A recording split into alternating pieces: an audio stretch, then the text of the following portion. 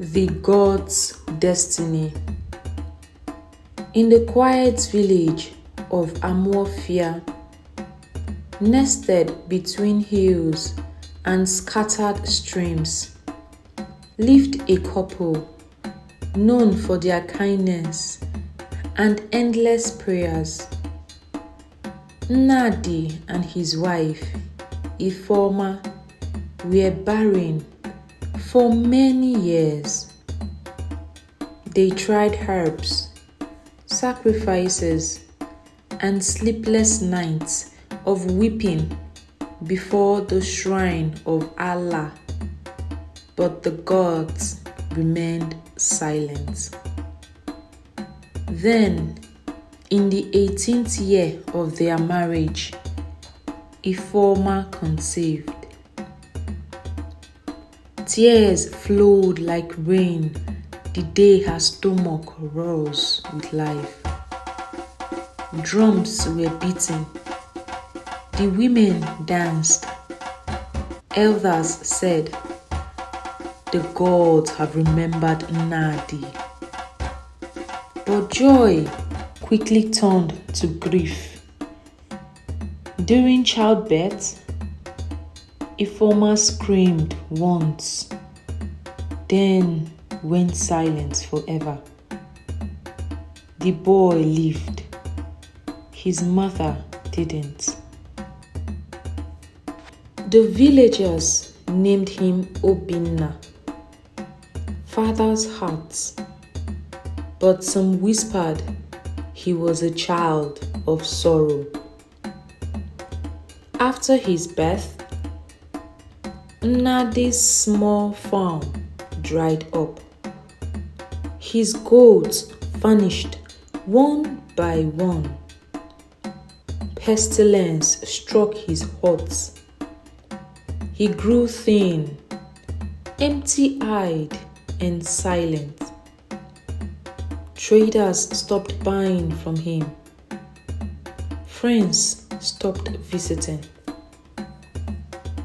When Obinna turned 7, his father died in his sleep, a broken man. The villagers didn't mourn much. They gathered and spat words like thorn. "That child is cursed. Since he came, nothing good has happened. He brought death to his mother and misfortune to his father." No one wanted to raise Obinna. He lived in abandoned huts, fed on scraps, and grew wild with hurt and silence.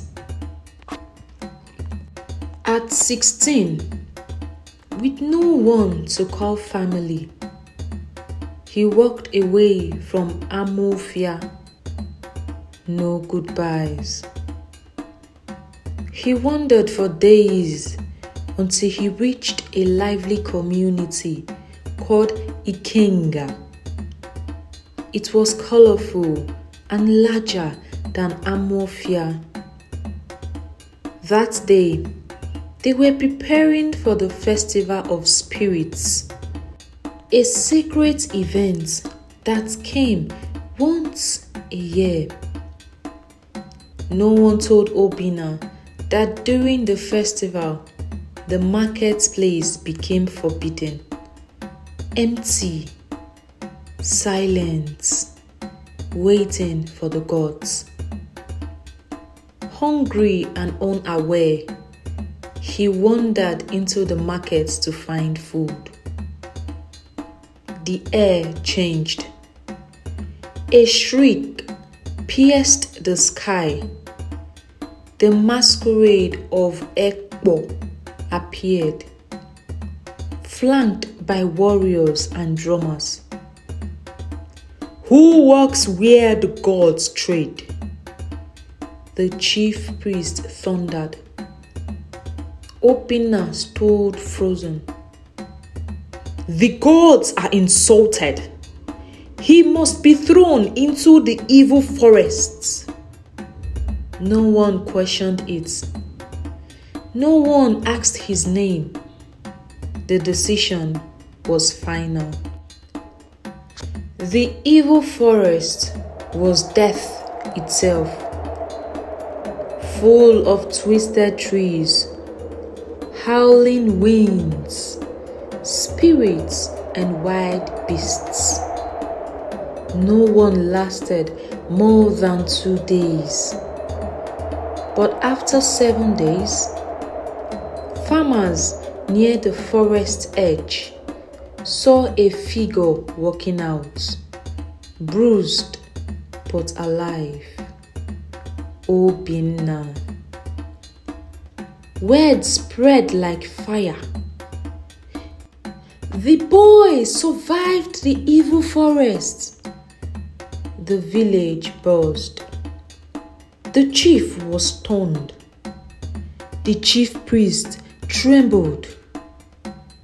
Obinna was taken to the palace, and the people began to murmur. Maybe the gods spared him. He must have powers. We must not offend him. The same mouths that once cursed him now sang his name. They brought him yams, wrappers, goats. Some touched his feet for luck. Then the king fell ill. A strange, wasting sickness. No remedy worked.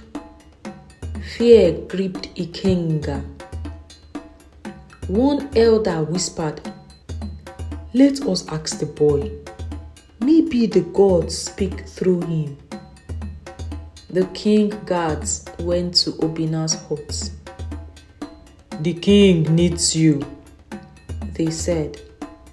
Obinna smiled faintly. "Tell him I will come," he whispered.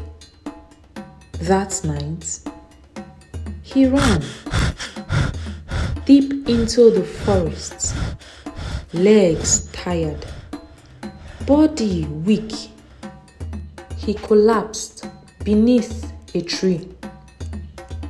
He dreamed of a home, of laughter, of a child calling him Papa. But then, darkness wrapped around him like cloth. He was frozen, unable to move. Sleep paralysis gripped him. A snake slithered toward him, fangs ready. He couldn't scream. Then, slash! A girl appeared, wielding a short blade. The snake dropped, dead. Obinna gasped, finally able to move. "Why didn't you kill the snake?" she asked. He looked at her and smiled, saying nothing. "Who are you?" she asked again. "I'm just a traveler." She introduced herself as Amarachi, daughter of a local herbalist. She took him to her father's home, who allowed him to stay and work on their farmland. Days passed. Laughter returned to Obinna's chest. Amarachi saw through his silence, and he began to talk. Really talk. For the first time in years. They worked together, ate together, dreamed together. Love, quiet and slow, began to bloom like a shy flower in the sun. Epilogue. Word reached Ikenga that Obinna was alive and thriving. The king, still sick, sent for him again. But this time, Obinna did not run.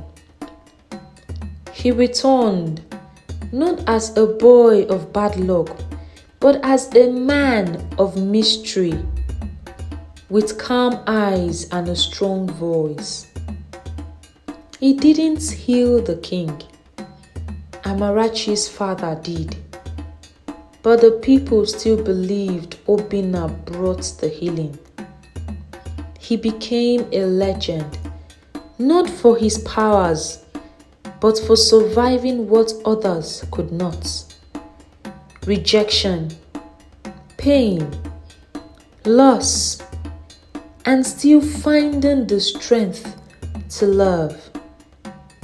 Obinna once thought he was cursed, but in truth, he was chosen.